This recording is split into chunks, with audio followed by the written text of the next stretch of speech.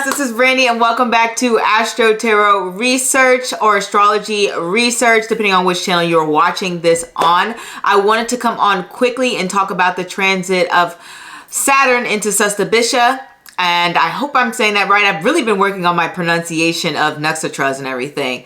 So, Saturn transits into Shatabisha on March 15th, 2023, and it will be there until October 17th, 2023. The last time Saturn was in Shatabisha was in 1994, around February to like the end of the year.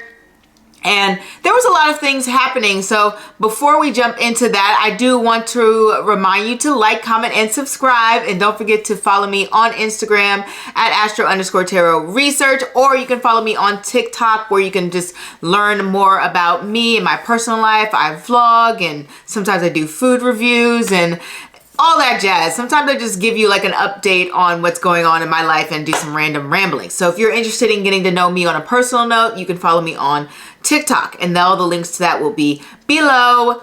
Now, I do want to say Saturn does exit Shatabisha in October, and that's because it is going retrograde back into Dhanishta, and then it comes back into Shatabisha in November 24th and officially makes its exit in 2024 in April. Okay, I hope you got that all down. If you didn't, you could just rewatch the video. So, oh, sorry, my shoulder, I slept a little bit weird, guys, so my shoulder is like killing me right now. Anyway, let us get into the energy of Shatabisha. So, what we know about Shatabisha, the Rahuvian ruled nakshatra, its final stage. Rahu is known as the birthplace of the analytical or critical mind versus its opposite, Ketu, being headless. You don't have to be totally what's the word for it? You don't have to be totally literal with these things, but ultimately Ketu's kind of being like a lack of self-awareness, which is why it's like the first stage of every single like nakshatra beginning. You know, Ashvini, Magha, Mula, they kind of start all of the cycles for each nakshatra placement. I don't know what to call that. Nakshatra cycle, I'll call it that. So they're known as kind of being a little bit unconscious, just not as thoughtful, at least in the beginning. Obviously people grow. And then Rahuvian nakshatras, they're the complete opposite. You'll have a lot of Shatabisha people be very analytical. If you watch anything having to do with someone Shatabisha, they'll look at things from 1,000 different perspectives. They are highly analytical. They like to think through different scenarios. They're the type of placement that can be really prone to anxiety and depression. I don't know if that's due to overthinking or overstimulation, but because I'm not like a psychiatrist, I'm just pointing out patterns. And I don't know if I can talk about what I can talk about on YouTube, but there is a pattern of Shatabisha people attempting to remove themselves from this world, very much a pattern. And if I look up people with Shatabisha, people like Robin Williams, there is another person that I follow. What's it? Oh my God, what's his name? I don't follow him, but he's another celebrity. Kofi Siriboe. He spoke about him wanting to remove himself from this world. There does seem to be a pattern of that. And then in some cases, it is accidental, like the case of Whitney Houston, where they accidentally, take themselves from this life. So the energy of Shatabisha can be quite intense. It is known as 100 healers or healers of the masses. And from my observations, if I look upon what that possible meaning could be, is I think the energy of Shatabisha is very spread out. And what I mean by that is they're the type of people to have like 10 different degrees. They're the type to be an expert in like horse riding and oil painting, in calligraphy, as well as being someone who can dance, who can play the violin. They have so many different areas in which they are talented and multifaceted in, that it's almost like they are in it's like almost like they live like a million different lives, and they can heal people through their abilities, to be honest. They do tend to be more on the people pleaser side. I've seen more Rahuvian people want to do good for other people. The way they may go about it may be a little bit,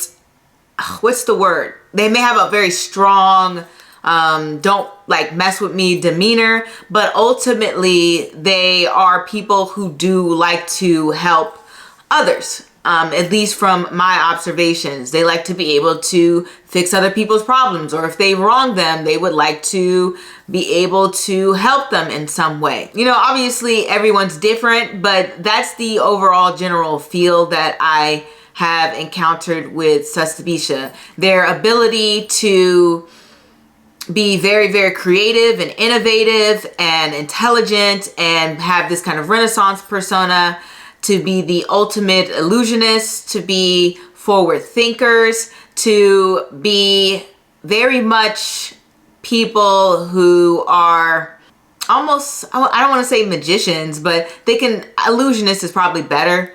It's easier to see it rather than it is to describe it. But obviously Shatabisha people are just like everyone else. They have highs, they have lows like everyone else.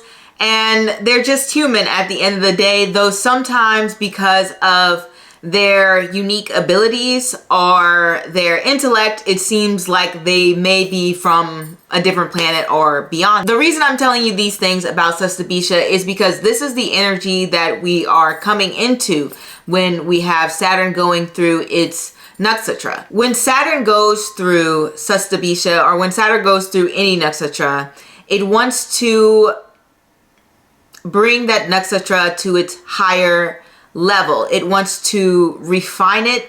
It wants it to make it the best possible version of itself. And it wants to be able to make sure that each nakshatra is performing at its highest level. Okay, that's Saturn's energy. It has a very like, let me clean this up type of energy. The issue is when it comes to Shatabisha and Saturn is that Saturn is a planet of control and Shatabisha is a nakshatra having to do with rebellion. So what often happens when we have these two energies coming together is that you have people feeling a sense of confusion often during these time periods. And that's because you have some people who may want to move towards a different direction, and it's going to be a little bit more extreme and a little bit faster than it normally would be because we're in Shatabisha. And then you have others who may feel like they really would prefer to stick to the old ways. Now, to give some more insight into all of this, let me give you some events that happened back in 1994, the last time Saturn was in Shatabisha. Now, some notable events would be Michael Jackson and Lisa Marie Presley got married. And this was interesting because they were a very much unlikely duo. Now, the more I read about Michael Jackson, the more I kind of have more of an understanding on just who he was and how he presented himself. And I also want to say that it is possible that Michael Jackson had his moon in Shatabisha. It was either going to be in Shatabisha or it was in Purva Bhadrapada. Okay, but given that he had some major events going on when Saturn entered Shatabisha, it does seem like he's probably more likely moon in Shatabisha. Back to what I was saying, the more that I've seen of Michael Jackson, the more I've studied him, the more I realized just how analytical and just how much of an agenda he had, especially when it came to expanding his career and his reach. having an interracial marriage as well as being in union with Elvis Presley's daughter, both of these things help to solidify him as the king of pop because it gives him a wider reach, and it also connects him to Elvis Presley, who was one of the most famous artists of all time. And for him to be that close to that family, that comparison is very much likely to be made, especially since he's already had such a huge career at that point. So the more I see it, the more I realize just how much a lot of his actions weren't so,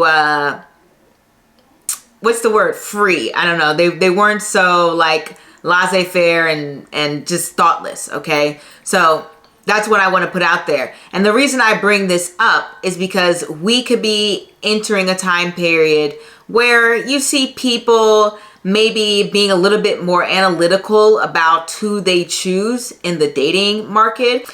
And even when going back to 1994, I saw articles that, number one, mentioned interracial dating kind of being more on trend that year, which is, like I said, no surprise because Saturn was in Shatabisha. Even you see this with Michael Jackson and Lisa Marie Presley. Shatabisha people, Rahu ruled people, Ketu ruled people, and some other placements are more prone to interracial dating. So it's not really shocking that we see that.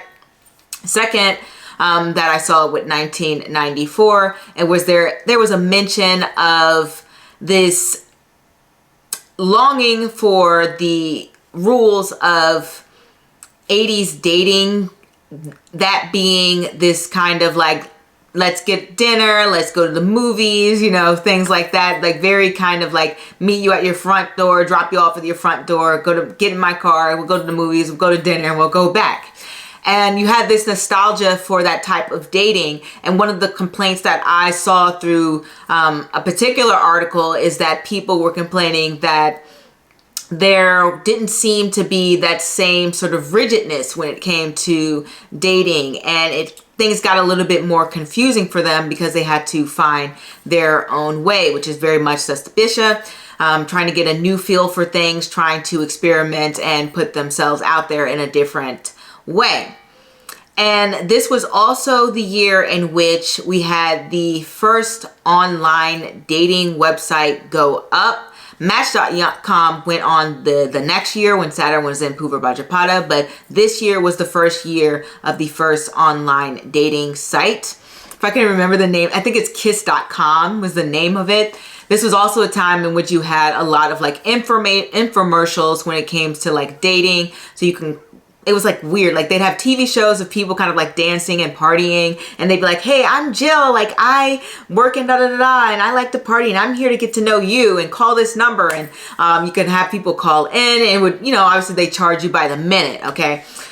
For that type of energy. So it was like infomercial dating. That was something that was, in, as well as you have the old traditional formats when it comes to the personal ads and, you know, the matchmakers, and It's Just Lunch was around in the 90s. And I think it's still around today with It's Just Lunch, just kind of like a dating service. So a lot of people were using a lot more dating services and etc. And as well as the technology was starting to take off in the world of dating, which makes sense because Shatabisha has a rulership over technology and innovation, along with the other Rahu ruled nakshatras, okay, trying to do things different. And this is also the year in which Friends premiered. And we know that Friends had a huge impact when it comes to television, as well as it was a reflection of the culture, which is why so many people connected to it. There was no main character. There was just a group of friends, of young people trying to find and make their way out in the world. There was no authority figure trying to give them advice on this is how you date and this is how things go. It's just people kind of bouncing off ideas on their friends and living through experiences and creating their own avenues. And that was the scene when it came to dating in 1994 and a little bit beyond that as well. And I think it's actually come like maybe a little bit of the standard now. So you see how Shatabisha came in and laid this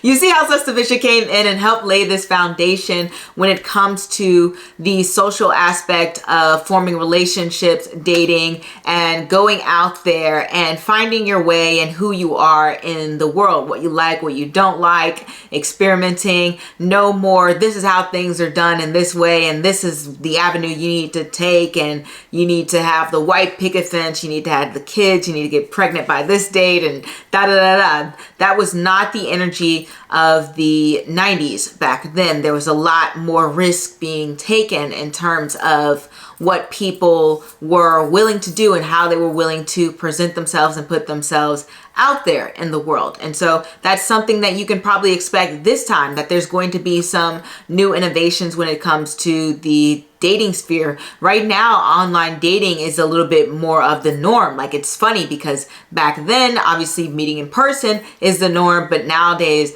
more people meet online rather than in person. A lot of different happenings in the world with the pandemic and a lot of different things just came together. I'm sure that there may even be a beginning of a new shift when it comes to dating culture, maybe even different innovations in technology. Doesn't necessarily have to be technology, but given the way the world works, it most likely will be technological. Maybe things will be like metaverse dating, VR dating. I'm sure there have already been talks about that because, you know, people like to be more innovative. I even saw this strange device. It was like a kissing device that you have lips, you connect it to your phone, and then you kiss it, and the kiss is like your signature kiss.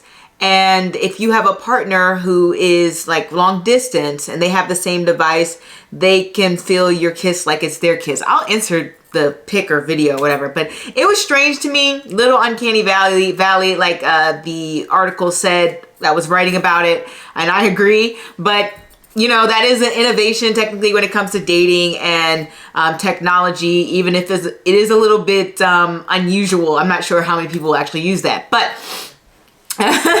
but that's maybe something to look forward to. And another thing that I have seen with Shatabisha people is they really enjoy surrounding themselves with people that they can learn and grow from because they like to expand their mind and their knowledge. They are very intelligent people. That is why Rahu is known as the head, right?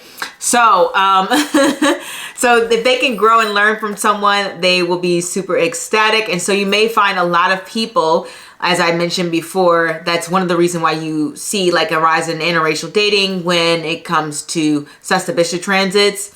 Not just that transit, like I said, there's other placements for it, but particularly with Shatabisha, one way to easily learn and grow your mindset is to date someone from a different culture. You will definitely learn something different, more than likely, unless you're just highly educated on every culture in the world, which most people are not. So that's one of the reasons that Shatabisha people will tend to kind of like date in an unusual manner. So we can see things along the lines of that. But let's go back to other events that have happened or happened during the last time Saturn was in Shatabisha. There was Nelson Mandela becoming the president of South Africa. So that was a very amazing accomplishment on his part in order to, and helping to negotiate efforts to end apartheid. That is like something huge and major happening. So more events involving liberation, freedom, transformation, and people coming together in a positive way. Obviously, there's going to be some naysayers and some people who are highly against that till this day. But overall, this was a progressive move in the right direction. And then we also had the first satellite digital television service launched. So some technological improvements, which is what we can see. I mean, we always see technological improvements every year, but I feel like when we have the transits to like Dhanishta and Satabhisha, then it's like something like Mars rule placements, what am I getting? My mind's going blank. Rahu rule placement. I feel like those are like really major. Oh, and moon rule placements. I feel like these are like major technological transformative periods. But like I said, technology moves within all different types. It's just a matter of like paying attention to why this is important. And obviously satellite television is extremely important. That is something that we still use today quite regularly. It wasn't just some kind of like flippant technology that went out of style. And I think that's the important thing to take away when it comes to Saturn transiting Satabhisha. A lot of the times we have technologies that kind of come and go, but when it comes to transits of Satabhisha, it's either the things that are invented or launched during this time are usually built upon. So even if they go away, it's like somebody used their information to go to the next level. Like I believe, if I wrote it down, Netscape was like launched during this time and was the first commercially successful web browser. So even though Netscape kind of fell out of popularity, the code in which Netscape had open sourced on their site was used to launch Motorola Fox. So that is also a very popular browser to this day. So you can see how the technology created within the Satabhisha time period doesn't really just go to waste. It's just built upon. If it is kind of unpopular, and if that doesn't happen, then usually the thing that was created during that time will just stay popular. But generally that is what I've seen when it comes to technology during this period, just because it is such an innovative period. I keep saying period. And other tragic news during this time period, there were thousands dead in the civil war in Rwanda that actually started in Dhanishta, which I didn't mention in my last video because I felt like there were so many downer things that I was like, oh man, I don't want to list another thing that's really tragic. But yes, the Rwanda war was going on during Dhanishta to Satabhisha, and it ended in Satabhisha during July of that year, 1994. We have Bill Clinton accused of, harassment while he was governor of Arkansas. So, same old with him. One thing that was also that was a big headliner during this time was the O.J. Simpson white Bronco chase. So there was a lot of huge news when it came to public figures being put out there and put on the spot for major crimes, whether those crimes were sexual or they were violent. We had some major figures out there. And I think I even mentioned last video in Dhanishta that there was possibly going to be like a big news when it comes to like just crime in general. I didn't spend too much time on it. And then we did have that Alex Murdaugh case, which is pretty much taken over the news for a while, and it's a whole trial on it. So that did happen, and it's possible that there is going to be this time around a little bit more of a well-known figure being in the news, possibly for their actions. They don't necessarily have to be criminal, but they are probably actions that are going to be scrutinized given the energy of Satabhisha. 1,000 doctors or 100 doctors. I keep saying 1,000. 100 doctors means like 100 eyes on something, and that's a lot of scrutiny and intense pressure. So there may be somebody feeling that pressure. Okay. Other things that we have here are chain. This is just like casual kind of cultural things. This chain bookstores became more popular than independent bookstores. So you have old fads kind of going to the wayside, and you have these big major corporations taking over and taking place. So we have those big businesses coming into the forefront. So you may even see more losses of independent small businesses going on within this time period. So if you're a small business, it is possible that this transit could affect you in a major way. It may not necessarily be all that great because Satabhisha is a Rahu ruled nakshatra, and Rahu rules big major conglomerate things. So be on the lookout if you have some kind of small little business that you, I shouldn't call it little, like I'm being demeaning, but like I'm just mean like if you're a small business, be on the lookout because this transit is more likely to support big corporations, okay? And speaking of big corporations, Jeff Bezos founded Amazon during this time period. And that should let you know, like if you want to found something really major and really big and you have like a huge idea in your head, this is definitely the time to put it out there and start your business. It doesn't necessarily have to be a business either. It could just be an idea that you have and you really want to expand upon, or if you really want to grow, this is a good time period because Saturn's giving that stability energy to Shatabisha's nature, its large, expansive nature, in which it wants to just go out and spread and be known and by everyone and have these brand names. You know, things like that. I don't know what to say. It's just one of those things where Shatabisha just rules like big names, big corporations, big brands, big business. Okay. It's like Mr. Big, you know, from Sex and the City, which I believe actually he was Shatabisha. He was some kind of Rahu placement. He could have been Shatabisha, Swati, or Ardra, but he definitely had a Rahu placement, which is why Carrie called him Mr. Big. You know, that's what Rahu is. It's Mr. Big. It's that energy. Like, I hang out with celebrities. I got the nice cars. I got the jewels. I got the diamonds. I got the money. I got the material gains. I got the big business. You know, I got the shiny things, right? So that's this energy in this time period. So great time to throw big ideas out there, especially if they are connected to material gains and material wealth. Not necessarily the best time for spiritual improvement, but really great time for material things and support. And if you want to make some great moves in your career and you want to move up, this is also a great time to really push yourself and developing skills and networking and trying to practice that. You don't have to be perfect at it, but it's a really good idea to, you know, develop that and practice it and hone in on it. Other things, as I mentioned before, this was the time period in which Kurt Cobain kind of, you know, took himself from this world. So there can be a tendency during this time period to have a lot more of depressive thoughts, just because Shatabisha does rule that analytical mind, and Saturn can be a very anxiety, melancholy energy. Not all the time. Sometimes Saturn's very like blissful, but for a lot of people, the heaviness of Saturn can really get to them during this time period. And so you may have some serious stories involving mental health in the news. It doesn't necessarily have to be a celebrity choosing to exit this world, like in this case. But there may be like a major case in which somebody's struggling with some mental health issues, and it affects a lot of people and it affects the masses. So that's something to think about when it comes to the energy of this nakshatra. And this is just for me, and when it comes to my own kind of like personal interests when it comes to health, I like to look up to see where the mindset was about the dietary culture.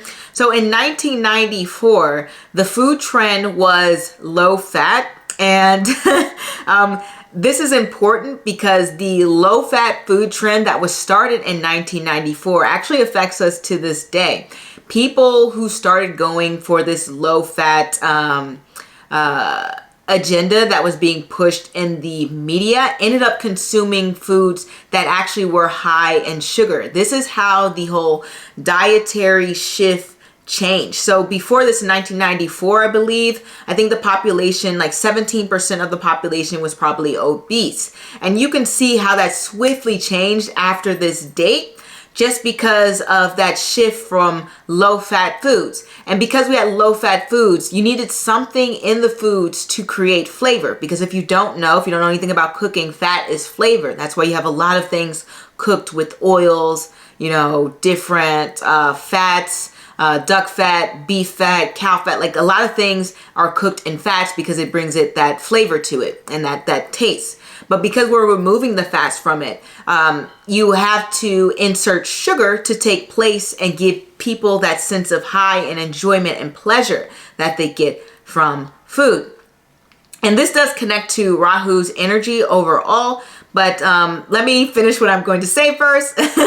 So we switched over to actually more processed food, more foods that were artificial, more foods that were not good for you, more foods that were high in sugar.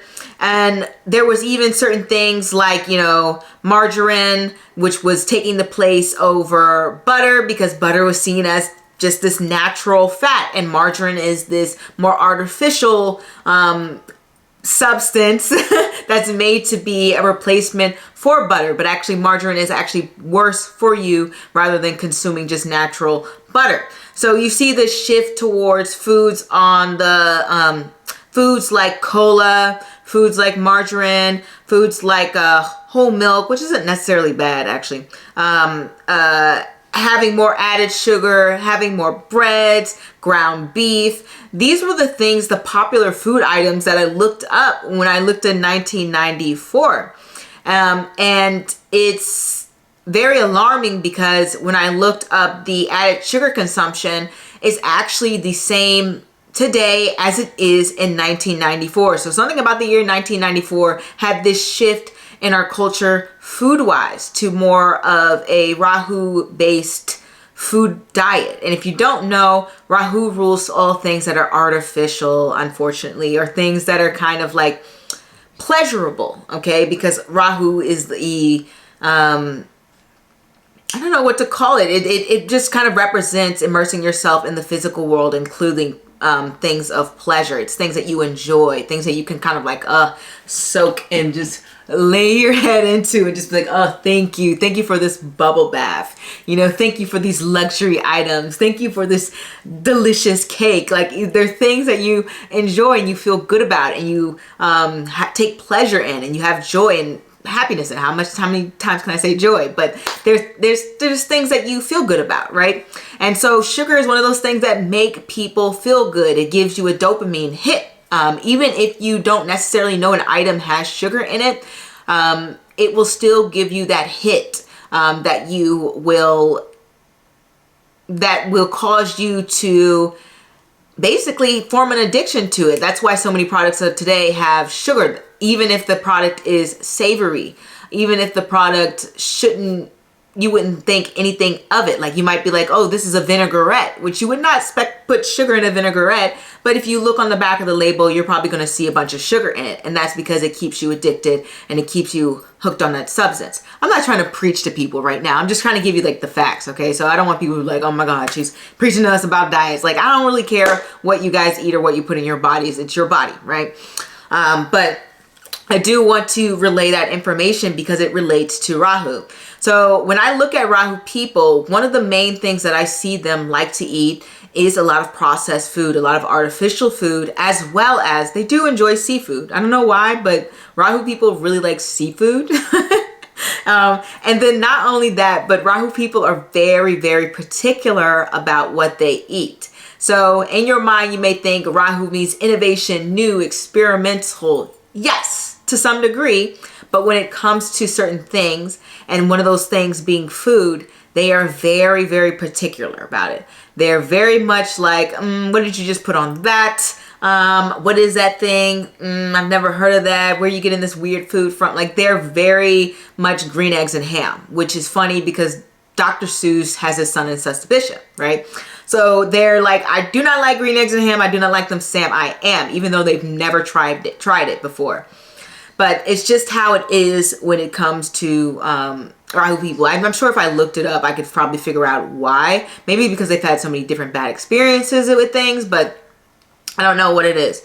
But because of that, Rahu people tend to like more processed, more artificial food and things like that. But the fact of the matter is, when it comes to a lot of processed artificial foods, most of the times they're not going to be good for you. Now, we could live in a country where the FDA had stricter regulations and we were be able to make more foods that were less negative impacts on the body, but we don't currently live in that environment now. So so the artificial processed food that we have is very detrimental towards our health. And you can see that shift happened early 90s and really got that push in 1994 when Saturn was in Shatabisha.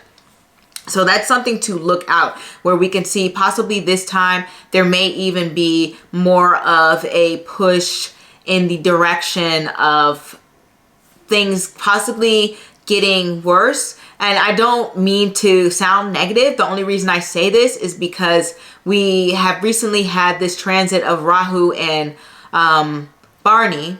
And Rahu and Barney kind of created more people to kind of gain weight, especially over the pandemic. But the reason that they gained weight is because they had poor eating habits in the first place. And now they were stuck at home with their poor eating habits. So because America's already in a place where we're experiencing a lot of issues when it comes to the food realm of things, more than likely Saturn and Satabhisha is going to be a continuation of that. But at the same time, more than likely there's going to be a lot more issues that arise when it comes to our food system and the food that we eat and the food that we put in our bodies. It is quite possible that more people will get sick because of our food, and that is something to look out for. Just general news in the media when it comes to food, or even just people being greedy, people gouging prices. There's a lot more scams when it comes to food culture, like almond milk having like 8 almonds in it, or olive oil being made with soy oil. So you can see that scamming might be an all-time high. And there can also be some exposure to that. It's like people can say, oh no, like we're exposing this industry. That is also a possible avenue. And then also there can be another fad diet, how there was with the low fat craze. So be on the lookout for any trends, and make sure that you do your research when it comes to what you put in your body, and don't just follow some kind of trend. Okay, so I just want to make that known, because Rahuvian people are really great at a lot of different things, but their eating habits can be very detrimental sometimes. I'm not going to say for everyone, because some Rahuvian people are obviously very smart and very clean about what they eat. But just in general, that is a pattern that I have repeatedly seen. Okay. In terms of finances, there was a bond crisis, which was one of the worst bond crises since 1927. So the prices of bonds fell. The prices of bonds fell. I can't say that. The prices of bonds fell, and that was a little problematic for some people. You know, maybe expect to see some issues when it comes to bonds. It may not specifically be bonds again, because I'm sure that issue has been slightly addressed. But, you know, we're already having a lot of issues with inflations and prices and stock markets. So none of this would be surprising if that was a continuation of problems when it comes to that area in all of our lives. So be careful about your own personal spending. I do want to say that. And but before I give some personal advice, I do want to go over one more thing. And lastly, one of the things that happened in 1994 is we had the French and English Channel. So this is the first time that the countries were connected by railway, or connected at all, since the Ice Age. So now we have some innovations connecting groups of people together. So that is what Shatabisha is. Shatabisha is. I keep calling it Shatabisha, Shatabisha. That is what Shatabisha is, connecting people, bringing them together through technology. Now, on a personal level, I'm not going to go through all of the different like houses. You guys know I don't really do that, but to give you some idea of what could be happening personally for you, let's say, for example, this was happening in your 8th house, then this could possibly be, well, in general, when you have Saturn transiting your 8th house, it's going to have to do with a lot of emotional upheavals and things that you're going on in your life. It really can be quite a dark period where you feel a little bit more anxiety, and you're going to have to address some emotional issues that you may have, or even your coping mechanisms. That may be an issue for some people. Like, some people may use substances to cope with their emotions. Some people use food. Some people use, technology. Some people use relationships. But any way that you are dealing with your emotions, instead of like head on addressing them, that would be, you know, 8th house, 4th house, 12th house related. These houses are very similar. So having transits to the 8th house with Saturn can increase finances and opportunities, but it can also increase stressors in those areas of life. So you may feel like the way that you are gaining your money or the emotional support that you have may be non-existent, or maybe that your emotional support system is to, you know, watch a bunch of TV and binge watch television, which is not really, you know, a great coping mechanism. So you kind of have to analyze that. From a Shatabisha experience, things really are going to intensify because, as I said, a lot of Shatabisha people really struggle with dark thoughts. So you could really be having some very dark thoughts at the moment. It doesn't necessarily have to be that, but you're going to have to find a way out of that and see an avenue in which you can have a brighter perspective on things, okay? Because sometimes Shatabisha can be a very anxious placement, and a lot of Shatabisha people can be very anxious. So just keep that in mind, that the world is open, the world is free. Though you may be familiar with a certain life pattern that you have, it doesn't necessarily mean that this is the way things are. And Shatabisha's energy is all about kind of creating a safe haven for others. They're a little bit better at supporting others than they are themselves. So you may find yourself trying to deal with your problems by like addressing other people's problems, like not focusing on the things going on in your life, but maybe focusing on other people's lives. And so that's something that happen when you have Saturn and Shatabisha in your 8th house. Okay. Now let's say for some kind of people, let's say for some people, it's in your, I don't want to say 11th because that's kind of like similar to its own transit in general. Let's say it's in your 1st house. Well, in general, Saturn in your 1st house is going to deal with a lot of themes of like transformation. But because this is Shatabisha, the transformation can be more so having to do with putting a lot of effort into your career and your ambitions and skill levels. Not that they don't focus on appearance. When I've seen Saturn transits to Shatabisha people, it's either they have these two extremes where they can get very, very low in terms of their weight, like very, very skinny, or they can have gain a lot of weight. Okay, so that is one of the ways that I've seen that transit go. You know, Rahu is about extremes, so that is one of the cases that it can possibly happen in this kind of scenario.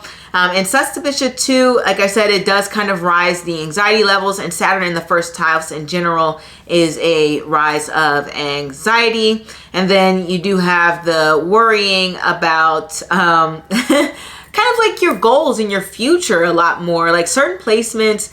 Gonna worry a little bit more about certain things. Like if this was like Scorpio, it'd be more psychological. If it was Sagittarius, it would have to be a little bit more spiritual. But since it's in Shatabisha in your 1st house, it's going to be a little bit more career oriented, having to do with kind of breaking free, having your own independence, and maybe try to even figure out what it is that you like to do. You might be good at a lot of different things in areas of your life, which I've seen for Shatabisha people. They may be like really good at comedy, or they may be really good at acting, or they may be really good at drawing, but you know, the thing that they really love doing, they may struggle to find that, or they may not be able to figure out a way in which to make money doing that. So that becomes a thing, or they can just feel a little bit lost. So this can be an area where you kind of have to, in your time in your life, where you kind of have to figure out exactly what it is that you really want to do and focus in on that. And Saturn's going to put that pressure on you if it's in your 1st house.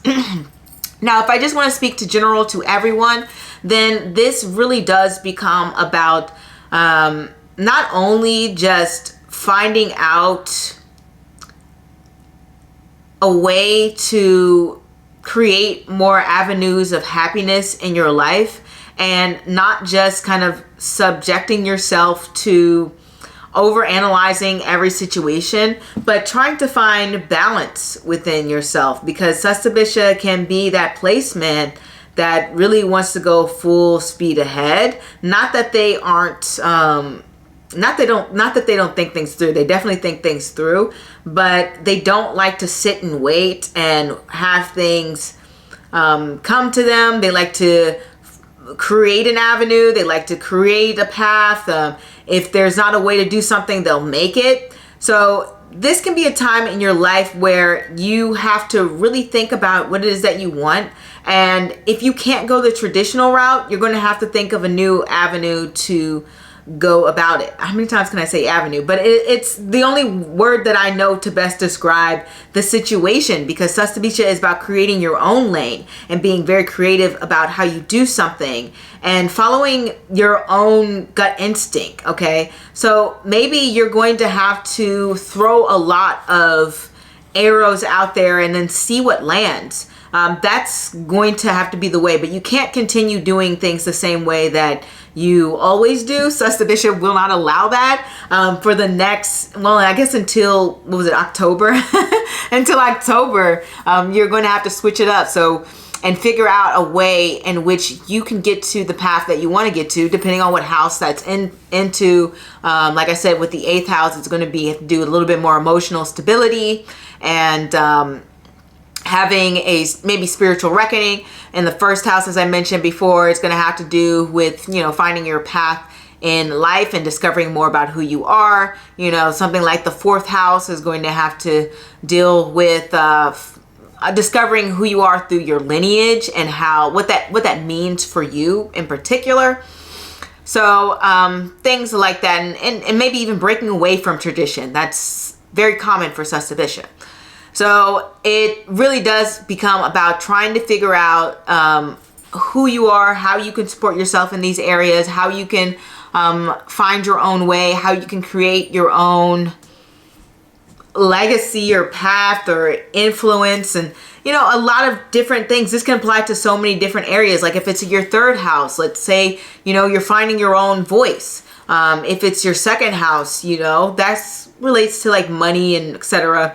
But really it really does do with value system and how you value yourself and what are the unique things about you that you really find valuable and that you can place your self-esteem and worth on, as well as maybe confronting some issues you have about eating. Because as I said, Shatabisha has to do with, you know, a lot of picky eating. So if you have it in your 2nd house, then there may be some issues when it comes to particularly being picky about the food. And also supplements becomes important as well with Shatabisha, just because it has to do with artificial things that you are consuming rather than the food itself. So instead of like getting vitamin D from sunlight, you know, you're getting it from a pill. So that would be more of a Rahu thing.